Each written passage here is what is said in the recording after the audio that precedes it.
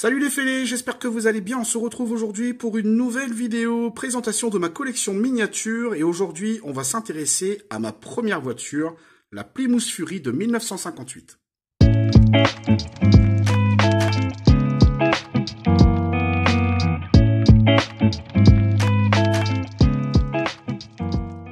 J'espère que vous allez bien, en tout cas moi ça va impeccable. Donc oui, aujourd'hui, nouveau concept sur la chaîne.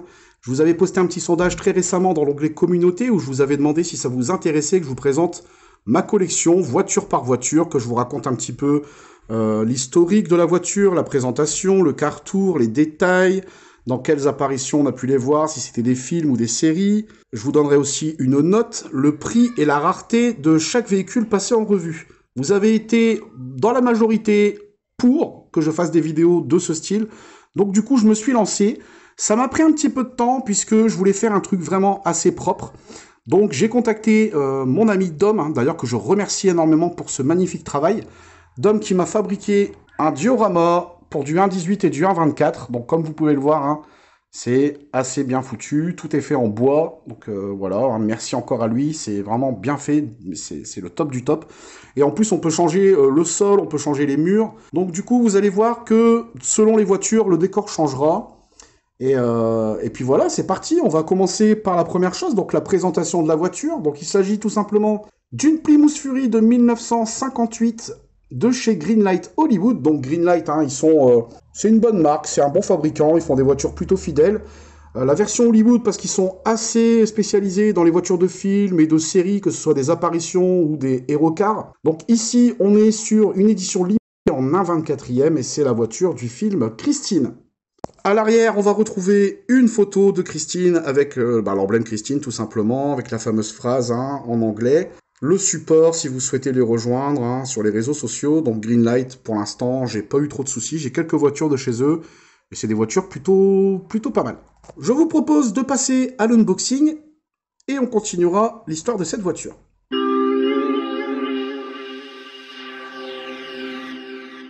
Donc la voici une fois déballée, on va tout de suite s'apercevoir que la voiture est plutôt bien modélisée. Pour une voiture en 1.24, franchement, il y a du détail. Alors il y a quelques points positifs et quelques points négatifs, mais ça on y reviendra plus tard dans la vidéo. Je vous montre ici la face avant, pareil, c'est hyper propre au niveau des feux. Au niveau des roues, c'est pareil, c'est assez propre, c'est assez détaillé, c'est assez fidèle. Donc de ce côté-là, tout est ok. Alors, la Plymouth Fury, qu'est-ce que c'est? C'est une voiture américaine, tout simplement construite par Plymouth. Elle arrive sur le marché en 1956. C'est la version sportive de la Plymouth Belvedere.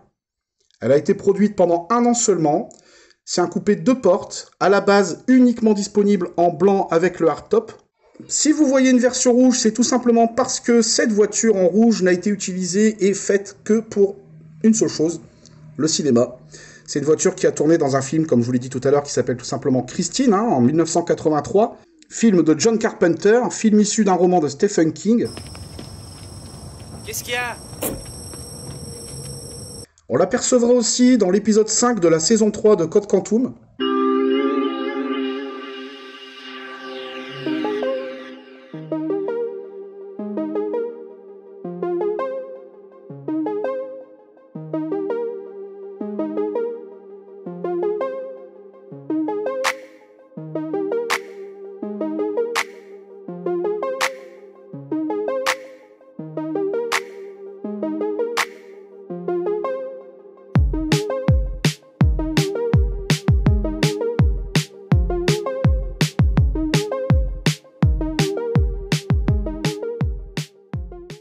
Alors maintenant, on va regarder un petit peu ce qui se passe au niveau des détails, puisque des détails, il y a des points positifs et il y a des points négatifs. Alors, on va d'abord commencer par les points négatifs. Il y en a 3 de points négatifs. C'est que pour du 1.24, on a l'habitude d'avoir des bagnoles qui sont quand même ouvrables un peu de partout. Et là, le problème de cette voiture, au niveau du capot, on ne peut rien ouvrir, et ça c'est fort dommage, parce que du coup, on n'a pas accès au moteur, et moi j'aurais bien voulu le voir. Au niveau du coffre, pareil, pas d'ouverture, et ça c'est bien dommage. Et au niveau des roues avant, on peut pas les tourner. Et ça, c'est pareil, parce qu'on a quand même les portières qui s'ouvrent. Donc j'aurais voulu pouvoir tourner les roues. Ne serait-ce que pour l'exposition, c'est quand même assez important d'avoir les roues directionnelles. Et là, pour le coup, c'est pas le cas. Après, on a quand même quelques points positifs. C'est que la voiture est vraiment fidèle à l'original. Que ce soit la couleur de la teinte de la carrosserie, que ce soit l'arrière de la voiture en elle-même, hein, la plaque d'immatriculation, les chromes, le plymouth sur le capot, tout ça est au bon endroit et ça c'est nickel. Au niveau des roues c'est pareil, c'est bien réalisé donc c'est plutôt fidèle. L'intérieur plutôt bien détaillé pour du 1.24, hein, on a accès au compteur et au volant et ça c'est pareil, c'est cool. C'est une voiture qui restera en boîte puisque bah ouais j'adore Christine. On va dire que c'est une bonne copie, une bonne réplique de Christine, même si en 1.18, bah, il y aura forcément plus détaillé et bien mieux, mais forcément plus cher. Donc c'est une voiture qui a quand même, voilà, qui est devenue une légende grâce au cinéma, hein.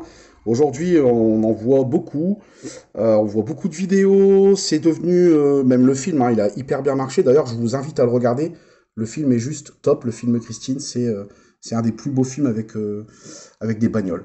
Il fait partie de mon top 10, et il est forcément dans mon top 3 et forcément dans mon top 1. Voilà.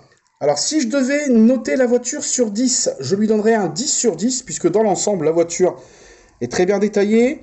La voiture n'est pas abîmée, vu qu'elle est neuve, donc le 10 sur 10, hein, la première note, c'est tout simplement la note de l'état général de la voiture. Vu qu'elle est neuve, bah forcément les 10 sur 10, elle les fait.